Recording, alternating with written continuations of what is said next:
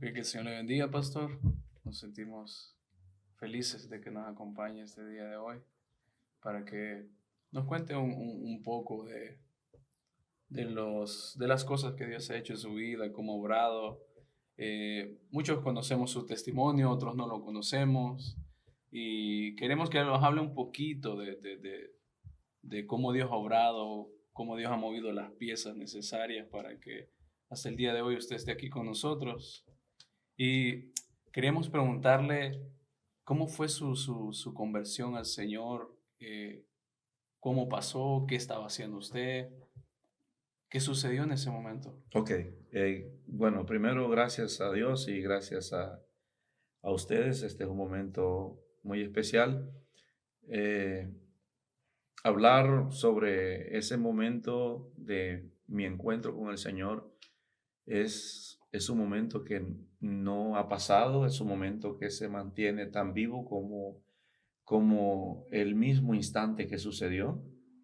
Tú sabes, nosotros, por nuestra cultura, pues todos nacimos y fuimos educados dentro de esa creencia de que tenemos nuestra religión tradicional y que no vamos a cambiar nuestra religión. Esa es la figura con la que uno crece en el hogar en nuestro país, Salvador.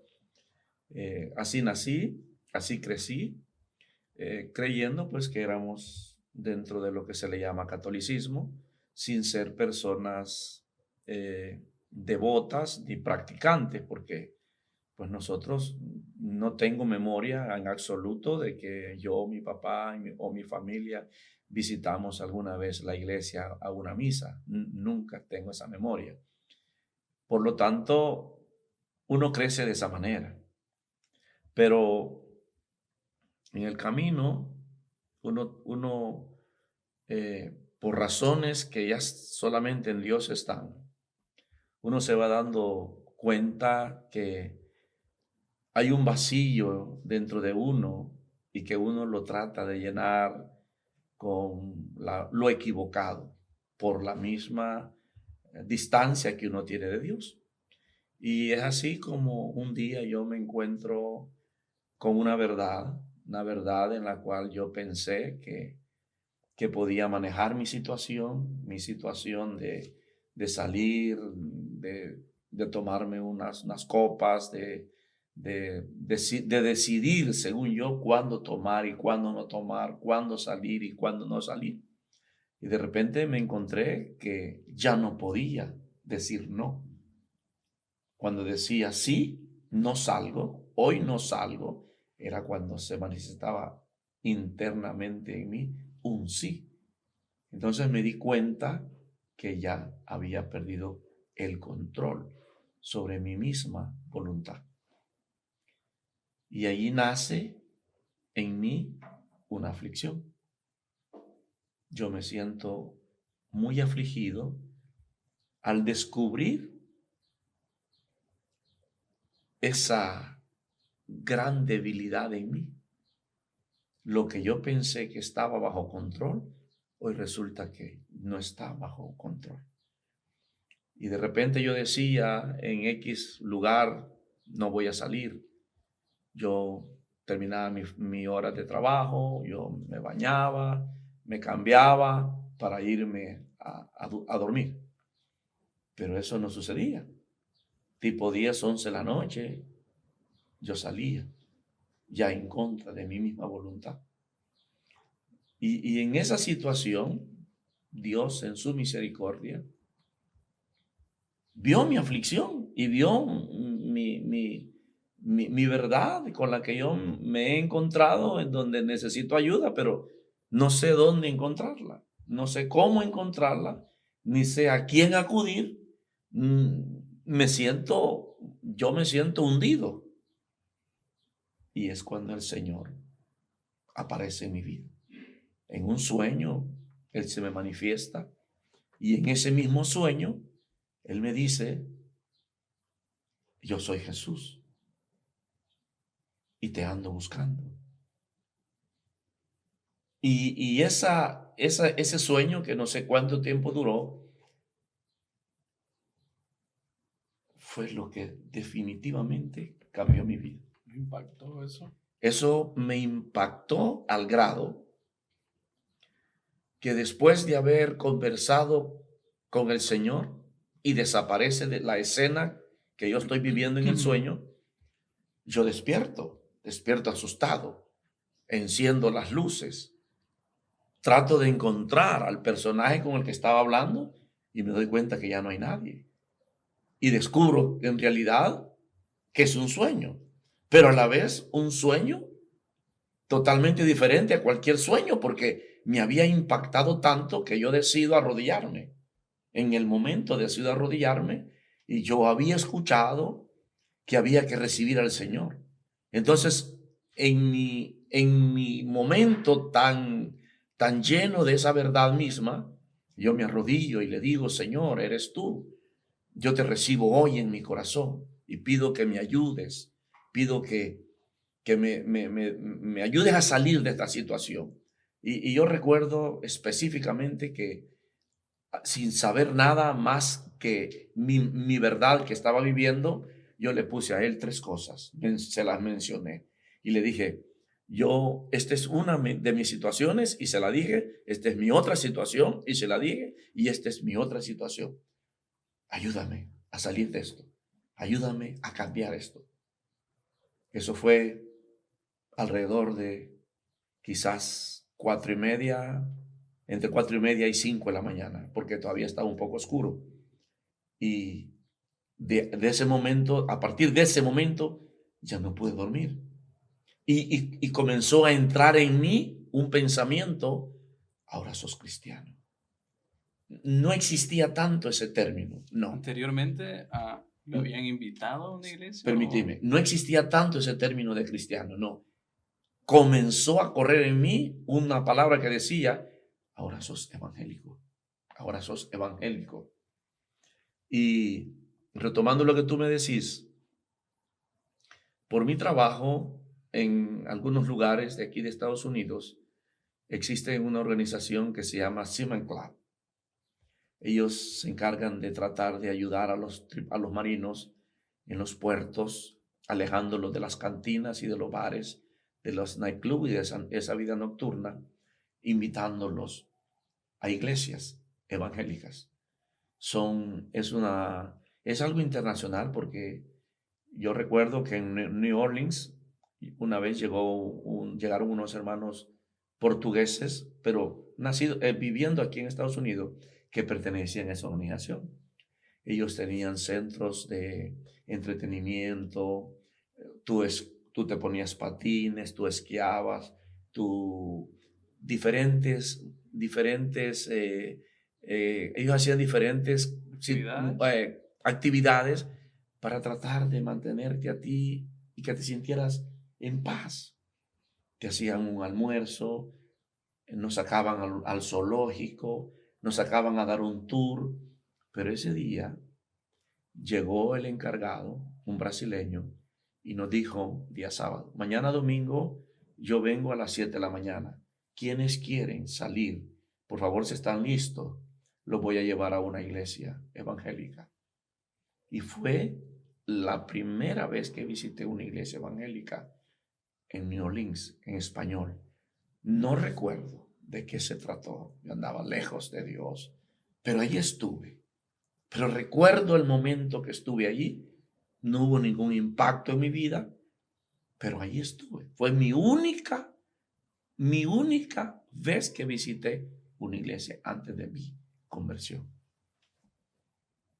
Entonces la vida del marinero, estaba escuchando eso que hizo, era siempre salir de fiesta y... El 99% de los marineros, su vida es parrandas. Esa es la vida. Alcohol, cabaret, discotecas, trasnochar. Esa es la vida del marino. Y aún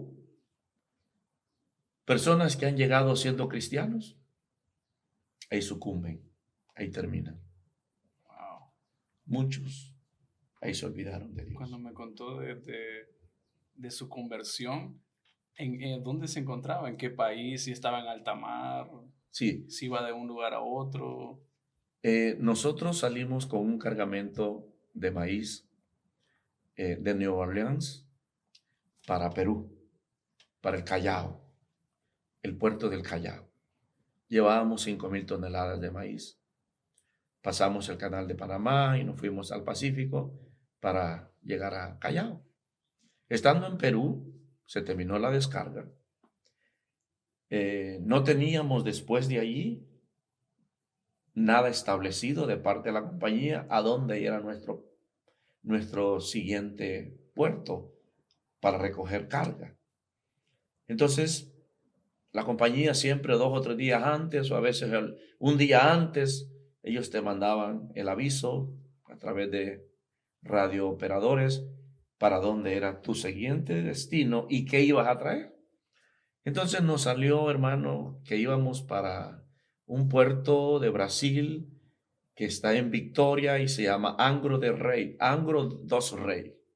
Había que, no podíamos ya regresar a cruzar el canal y dar la vuelta porque estaba muy lejos. Entonces había que irnos por el estrecho Magallanes, llegar al extremo sur y pasar al Atlántico otra vez y subir hacia Brasil. Exactamente, y estábamos frente a las costas de Valparaíso, Chile, cuando en ese momento de mi trabajo en ese tiempo era de 12 de la noche a 4 de la mañana y de 4 de la tarde, de 12 del día a las 4 de la tarde. En ese turno mío de las 12 de la noche a las 4 de la mañana, teníamos a Valparaíso, Chile enfrente, podía ver las luces, sabía que ese era Valparaíso, de acuerdo al mapa de navegación. Y cuando yo entregué mi servicio, las luces estaban enfrente, el destello de la ciudad estaba enfrente. Entonces yo tengo marcado que fue allí, en ese preciso momento, cuando el Señor aparece en mi vida. Wow.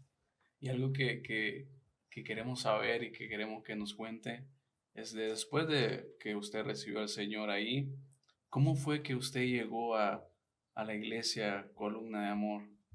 ¿Y cómo fue que usted conoció la iglesia Columna de Amor? Visitó otras iglesias antes, pero ¿cómo el Señor lo llevó hasta Iglesia de Jesucristo Columna de Amor?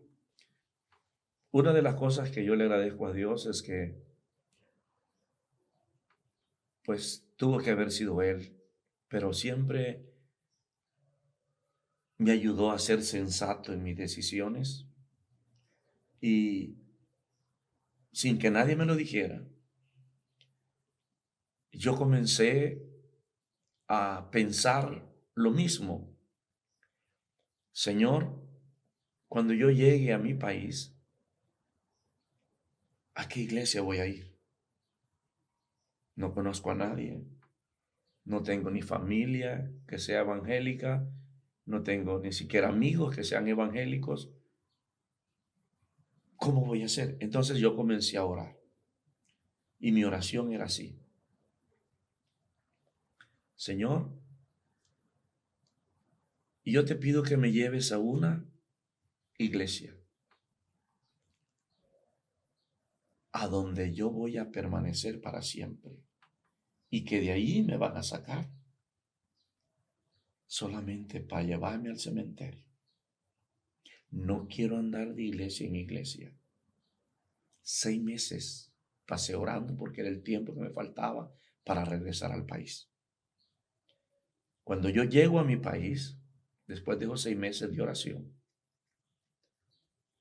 pues yo pensé que iba a ser sencillo, que Dios me iba a hablar en un sueño y me iba a decir, mira, esta es la iglesia, porque después que yo acepto al Señor, Él comienza a sostenerme mi fe, alimentando mi fe, dándome sueños proféticos. Sueños que los tenía en la mañana, en la madrugada o en la noche, y me decía Él, cuéntalos. En cuanto amanecía, cuéntalos, porque ese mismo día se cumplían tal como lo había soñado. Y tenía que ver con los mismos compañeros de trabajo, al grado que comenzaron a respetarme y a preguntarme, ¿no te ha hablado Dios de mí? ¿no te ha dicho nada de mí? Porque todos sabían que al que yo le decía algo de un sueño, se cumplía. Entonces yo pensé que así iba a ser cuando llegara a mi país, que él me iba a decir, aquí te quiero, pero no fue así. Yo comencé a través de amistades que conocía a mi esposa, o yo salía a caminar a buscar una iglesia, y no era la iglesia, no era la iglesia, porque él no me había dicho, aquí te quiero. Hubo un momento en donde yo llegué a una iglesia con mi esposa y en ese momento los hermanos me atienden, que entrara, estaba la alabanza y mi esposa iba detrás de mí, me dieron en la silla y yo a sentarme iba. No me terminé de sentar cuando vino la voz y me dijo, no es aquí que te quiero. Y me levanté, di la vuelta y me salí. Y mi esposa me dice, pero ¿por qué nos vamos? Si viniste a buscar una iglesia. Ella no entendía para ese entonces muchas cosas. Y yo le dije, no, no es aquí, vámonos. Y así caminé y caminé luchando y pidiéndole a Dios dónde. Visité 3 iglesias, 3. En una permanecí como unos 3 meses, 4 meses, fue la única. Y en las otras 2, una solo fui a un culto, nunca más regresé. Y a esa cuando él me dijo, salte, que no es aquí que te quiero. Entonces surge una necesidad en mi casa de que íbamos a hacer el garage. No teníamos carro, pero le digo a mi esposa, construyamos aquí el garage para un día vamos a tener un vehículo y ya tenemos donde guardarlo. Entonces yo busqué en el periódico, en la sección de clasificados, busqué quién trabajara en transporte para desalojar tierra, botar tierra. Ujú. Y me salió un número y le hablé. Y me dijo el señor, sí, con mucho gusto, ahí le mando el vehículo, déme la dirección. Y llegó el vehículo. Pues resulta que el motorista de ese camión era diácono de la columna de amor. Wow. Entonces él me dice, el primer viaje que hizo, me dice, hermano, me dice, ¿es usted cristiano? Le dije, sí, por la gracia de Dios soy cristiano. ¿Y dónde se congrega? Pues no tengo dónde congregarme. Voy a una iglesia que me queda un poco retirada, pero no es allí el lugar. Dios no me ha dicho que sea ese lugar. Lo invito, me dijo, a una vigilia que tenemos el viernes. Yo lo vengo a traer. La iglesia donde yo voy está allá adentro, en esa finca. Yo voy a venir por usted. Y cabal, el hermano llegó. Y esa noche que yo fui solo, mi esposa no fue. Esa noche me bautizó el Espíritu Santo. Y me dijo el Señor, esta es la señal. Aquí te quedarás. Eso fue marzo de 1988, hasta el momento. Wow. Lo que Dios es Impactante. capaz de hacer. Yo creo que eso de poner que usted quería construir en su casa ya era un plan de Dios, Era ya un plan. estaba moviendo las piezas para que Eh, usted llegara. ese es el lenguaje oculto y secreto de Dios, donde muy pocos hermanos lo logramos a, a ver, porque la gente dice, tuve la suerte de que marqué al número correcto. No, era la mano de Dios. Como tú me lo dices, era Dios moviendo las piezas para llevarme y decirme, aquí es donde te quiero. Wow. Y cuando comenzó en la iglesia Columna de Amor, ¿a qué tiempo usted recibió el llamado a ser pastor o se imaginó usted algún día ser pastor? ¿Se le pasó por su cabeza? ¿Pensó en eso? Yo llegué, perdón, fue marzo, no, marzo, abril, mayo. Mayo fue que llegué, porque mi hijo menor tenía 2 meses de nacido. No, bajo ningún punto de vista en mi mente existía ese deseo de ser pastor. Lo que sí existía en mi corazón era servir, pero para mí era inalcanzable. el pensar de estar en el altar. Era imaginable.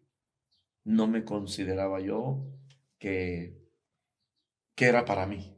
Era como algo, por mi misma falta de conocimiento, pues para mí yo decía, no, es gente especial la que suben allí, yo no estoy en esa categoría. Entonces para mí era una satisfacción cuando el hermano me decía, hermano, ¿qué le parece? ¿Qué va a hacer tal día? Mire, vamos a lavar la iglesia, mire, vamos a pintar, mire, vamos a construirle una champita para un anciano. Para mí eso era el servicio y eso para mí era una satisfacción. Ahora, como todavía en ese entonces yo estaba en mi trabajo, yo cada 11 meses llegaba a la iglesia. Cada 11 meses. Mi contrato era de 11 meses fuera. Y me regresaba 2 meses a casa. Y a los 2 meses regresaba otra vez al trabajo. Entonces, durante esos 2 meses yo quedaba sirviendo y haciendo en lo que yo podía colaborar. Mi esposa ya se había quedado en la iglesia, ella ya permanecía allí, ella iba con los muchachos, con mis hijos pequeños, y nos quedábamos. Así estuve un tiempo, por el año del 89, 90, por el 89, sí, casi un año después. Recuerdo que el hermano pastor general me dijo, hermano, a mí me gustaría que usted fuera parte de la junta directiva de la iglesia. Y yo le dije, bueno, si usted considera, pues estoy dispuesto. Y recuerdo que en esas elecciones a mí me nombraron como mi primer puesto, el secretario de Relaciones. Y luego me dio el privilegio de ser diácono. Entré al diaconado, pero todavía yo estaba, ¿cómo se llama? No estaba definido en cuanto a mi tiempo de servicio, ya totalmente. Yo trabajaba, me regresaba y volvía.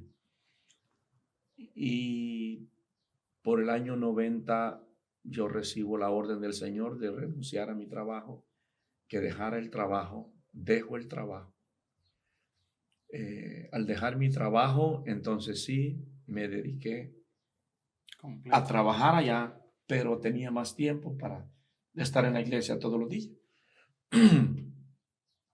Entonces en el año 93, si no me equivoco, fue el 93, el hermano Dionisio, que es el pastor general, él recibe de parte del Señor que renunciara a su trabajo y que él le iba a poner un equipo con el que iba a trabajar él.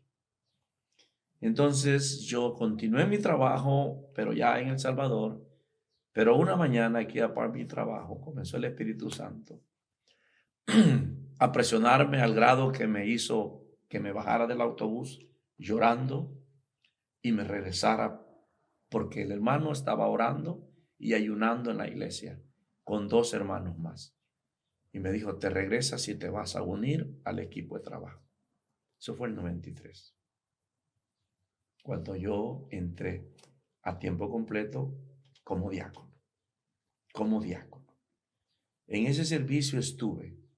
Claro, como diácono, pues tú haces la función de diácono y también si hay un espacio, pues te dan el lugar para predicar. Predicar, cantar y hacer toda la parte que tiene que ver en el culto. Como diácono te va formando. En el año 97, eso fue el 93, 94, 95, 96.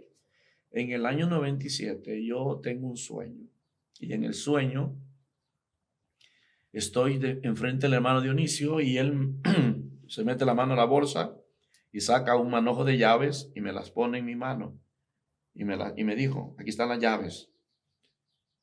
Pero él no me dijo, aquí están las llaves de la iglesia. Él me dijo, aquí están las llaves. Yo me quedé pensando que era el sueño. En el año 98, él decide independizar a los pastores, que cada pastor tuviera su iglesia y él permanecer en la central. Entonces ahí me asignan a mí como pastor de la filial donde estoy, que es filial El Espino, Merliot, 1998. Ya soy nombrado pastor, pero no soy graduado todavía. No he sido graduado todavía, pero ya estoy haciendo la función de pastor. Ya estoy con una iglesia a mi cargo. Más adelante, 5 o 6 años más adelante, 2006, 2008, después de pasar con ese tiempo de servicio y estudios impartidos por él mismo, por el hermano, me da mi diploma como pastor y administrador. Mi diploma tiene esas 2 especificaciones, esos 2 detalles. José Atilio Soto se le da el presente diploma como pastor y administrador de iglesias. Fue como el 2006 y así ya me quedé establecido como pastor. De la filial Merliot. De la filial Merliot, exactamente, porque están las demás filiales y cada filial tenía su propio pastor. Ahora, ¿cuál fue la ventaja que trajo esto? En donde él nos independiza. Es que te da la libertad a ti para que tú, guiado por el Señor, busques las maneras de cómo dejar que Dios trabaje. Y ahí es donde comenzamos en la búsqueda de ayuno, oración, y siempre trabajando dentro del marco de la iglesia central, sin desligarnos de la iglesia central, pero tú como pastor de la filial, era tu responsabilidad lo que ahí sucedía, crecimiento, las finanzas, cómo generar ingresos, ya esa era nuestra responsabilidad. El hermano Dionisio en eso nos respetó a todos los que teníamos iniciativas para ver cómo mejorar el crecimiento o cómo mejorar las finanzas. Él siempre nos respetó y nos dejó que trabajara. Ese deseo que tenía nuestro hermano Dionisio, en nuestro pastor general, de ayudar a los demás.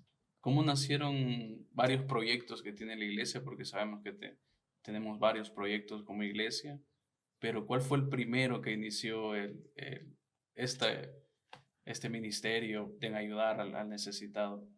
Cuando yo llegué a la iglesia estaba jovencita. La iglesia tenía 7 años de haber nacido. Entonces, el hermano Dionisio siempre fue un hombre lleno del Espíritu Santo y un hombre con mucha visión y mucha conexión con el Señor. En él nace el ayudar a los ancianos, a los adultos mayores. Nace como primer proyecto esa figura. Pero la iglesia pues estaba en sus primeros años, pero aún así se comienzan en los años 88, 89, 90, en los años, digamos, 89, 90, 89, 90, 91, comienza él a buscar ancianos que estaban en condiciones deplorables, con casitas de plásticos a la orilla de las calles. Entonces él los recogía y ya había una notificación aquí por el lado de Lourdes y él había agarrado un terreno para hacer una iglesia allí y había agarrado un terreno para ir poniendo a los ancianos que se iban recogiendo de la calle. La iglesia comenzó dando esos pasos. Y en ese camino hay otro hermano de posición económica y donó un predio muy hermoso para el mismo propósito, para poner ancianos. Entonces, ese proyecto caminó así, con 4 o 5 ancianos que éramos los que había, 5 4 o 5 ancianos sacados de la calle y que pues la iglesia pues siempre les aportaba sus granitos básicos para sostenerlos, pero en casitas de lodo. Le hacíamos casitas de bajareque y en condiciones pues no igual a la calle, pero un poco mejor, pero por las mismas condiciones de la iglesia económica. Así nace en él ese deseo de ayudar al necesitado, y luego aparece el extender ese deseo para las personas con adicciones, alcohólicos, drogadictos. Y en el año 91, 90, 91, 92, nace el proyecto de la granja. Estaba el ISTA y FINATA, las instituciones del gobierno, ayudándole a las personas que quisieran adquirir parcelas con cuotas accesibles, terrenos rústicos, que quisieran. Entonces el hermano tuvo la visión de poner miembros de la iglesia honrados para que salieran las parcelas a nombre de esas personas, no a nombre de la iglesia, porque no podía, no calificaba a la iglesia como una entidad no lucrativa. Entonces los hermanos, varios hermanos, 6, 7, 8 hermanos, de confianza, las parcelas salían a nombre de ellos, la iglesia pagaba las cuotas, y así se fue creando ese terreno, ese proyecto, para llevar allá a los rehabilitados, y siempre tuvo en mente una escuela agroteológica, formar obreros específicamente para trabajo de campo y que se identifique con las personas de las áreas rurales. Nace así esa necesidad para ayudar a los desamparados. Wow, pastor.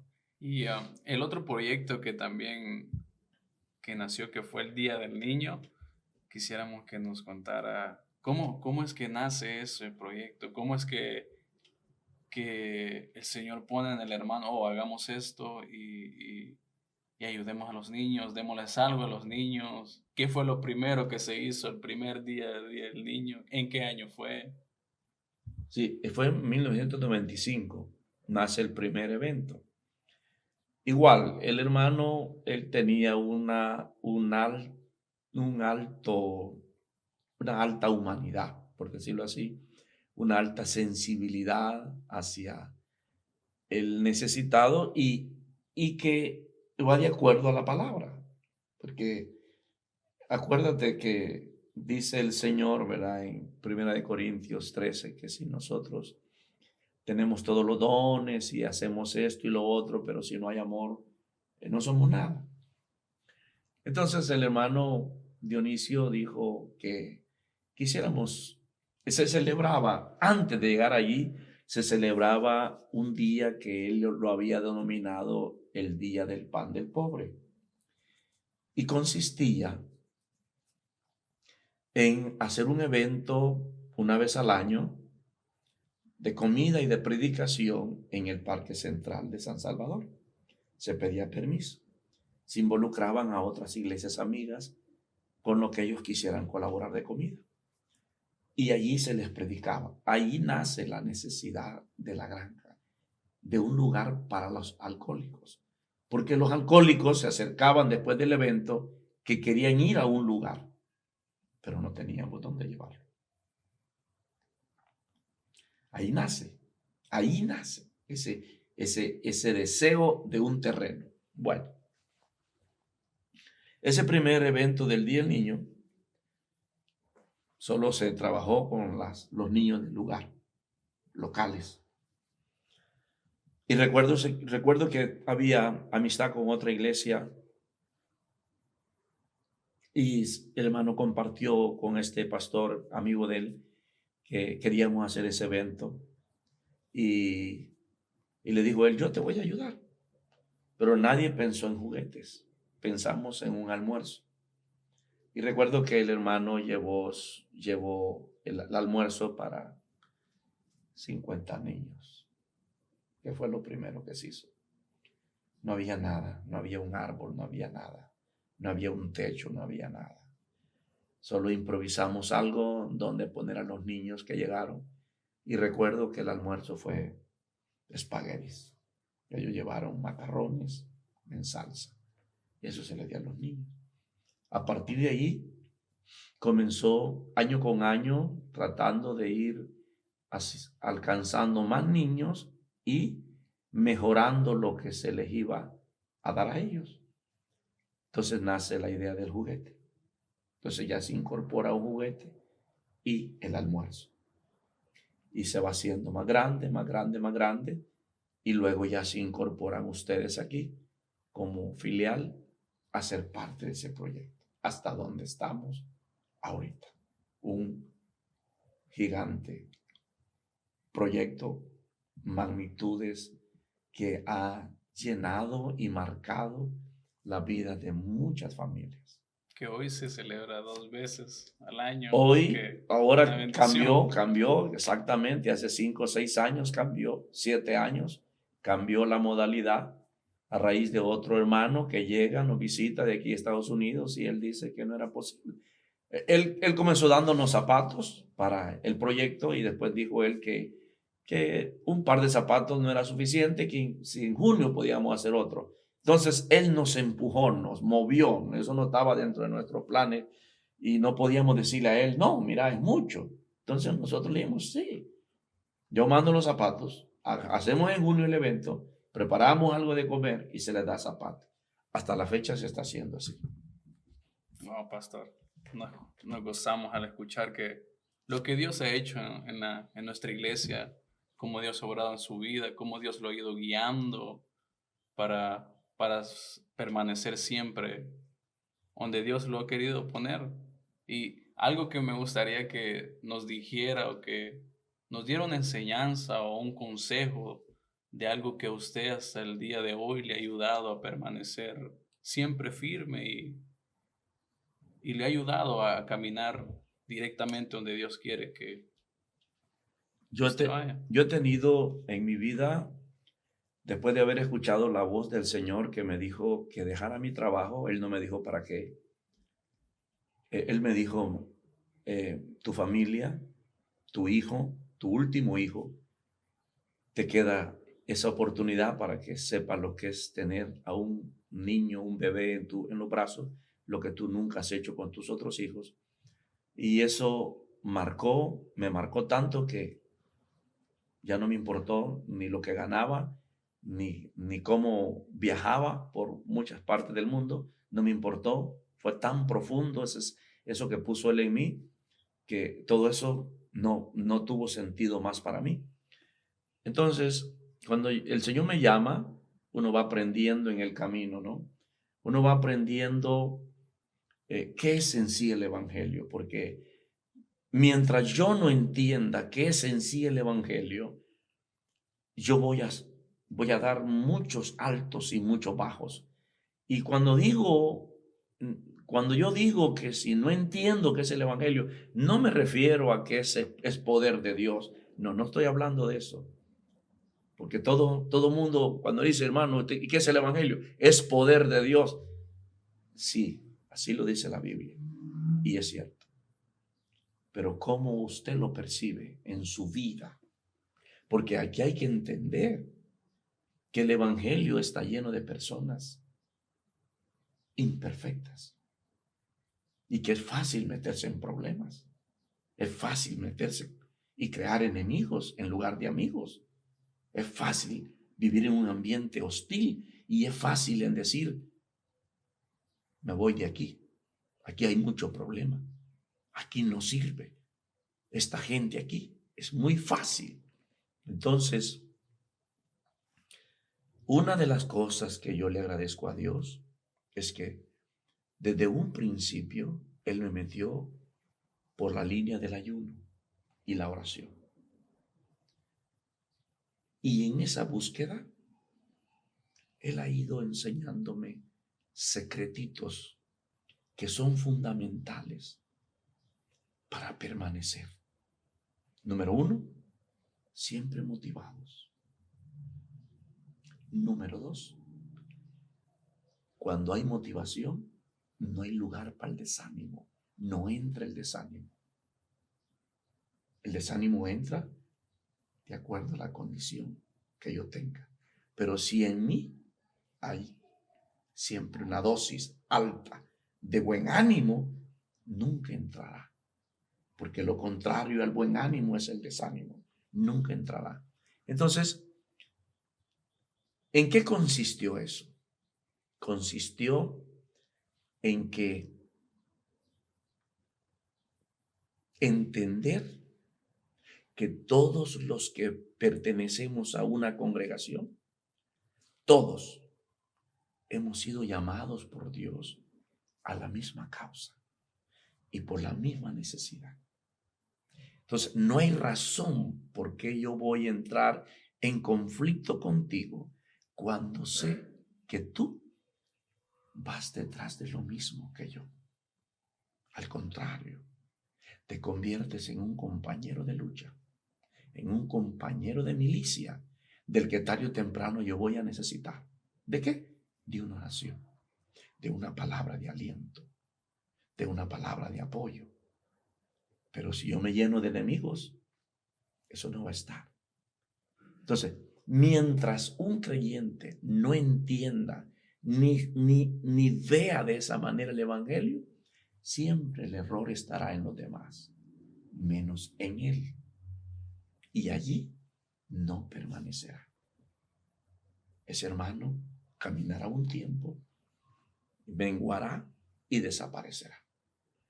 Pero si tú siempre ves al otro como tu compañero de milicia, jamás vas a desearle un mal a él, porque te lo estás creando tú mismo, y jamás vas a entrar en rivalidad con él, porque él está bajo la sangre del mismo que te alcanzó a ti. Esos secretitos son los que a mí me han ayudado. Yo los comparto con los hermanos, algunos los toman, otros piensan que no es así, pero yo hablo por el resultado que ha habido en mi vida. ¿Por qué? Porque han habido muchas razones en las que yo pude decir, hasta aquí nomás, ya no sigo. ¿Pero por qué no lo hice? Ok, viene la segunda parte. Nunca he tomado una decisión que tenga que ver con mis sentimientos. Yo hago a un lado mis sentimientos y por eso siempre trato de tomar la decisión en el sometimiento al Señor, en ayuno y oración. Tengo un problema, ayuno y oración. Y ahí encuentro la salida. Aunque mis sentimientos antes de entrar ahí me digan lo que debo de hacer, pero no debo de actuar en base a mis sentimientos, porque me voy a equivocar. ¿Y dónde lo aprendí? En la Biblia. Allí está el ejemplo de todos aquellos que no se fueron por los sentimientos y que triunfaron. Y de aquellos que se fueron por los sentimientos y que fracasaron. Entonces, son detalles fundamentales para mí, porque no es fácil decir tú que tienes de estar en la congregación 15 años, 20 años, 10 años, 5 años. Ya esa es una palabra que cualquiera te la respeta. Cuando tú agarras el micrófono y dices, Dios lo bendiga, hermano, para la honra y gloria del Señor, le agradezco a Dios. Tal vez te invitan en otra congregación y tú dices, para honra y gloria del Señor, hermano, yo vengo de la iglesia tal y ahí me tiene el Señor de hace 20 años. Eso impacta a cualquiera. Y a eso te da mi respeto. Ya saben que no eres cualquier persona que se va a mover por cualquier simpleza. Ya saben que eres alguien que sabe en dónde está parado y qué es lo que quiere en la vida. Eso te da a ti una autoridad que nadie te la podrá botar. Porque el trabajo de Satanás es siempre llevar al hermanito a una inconformidad. Porque esa inconformidad, sabe el diablo que esa inconformidad lo eliminará, lo sacará y lo llevará para otro lugar. Allá se sentirá bien un par de meses y luego vuelve el mismo problema porque él sabe cómo le ganó la primera batalla, para seguirle ganando el resto de la batalla hasta que él entienda que el problema no tiene él. No, pastor, le agradecemos que haya compartido eso con nosotros y nos sentimos bien bendecidos que nos haya acompañado hoy, que nos haya contado lo que Dios hizo en su vida y cómo Dios sigue trabajando y nos agradece. Sentimos bien agradecidos nosotros por formar parte de Columna de Amor y que Dios nos haya traído aquí también y por compartir con ustedes estos momentos y nos sentimos bendecidos de haberlo tenido hoy. Amén. Es una bendición y estoy seguro que Dios seguirá haciendo cosas grandes con ustedes, como la juventud y como los nuevos instrumentos que Dios va a ocupar. No desmayen, vean al blanco perfecto, que Dios les mostrará su grandeza. Amén. Gloria a Dios.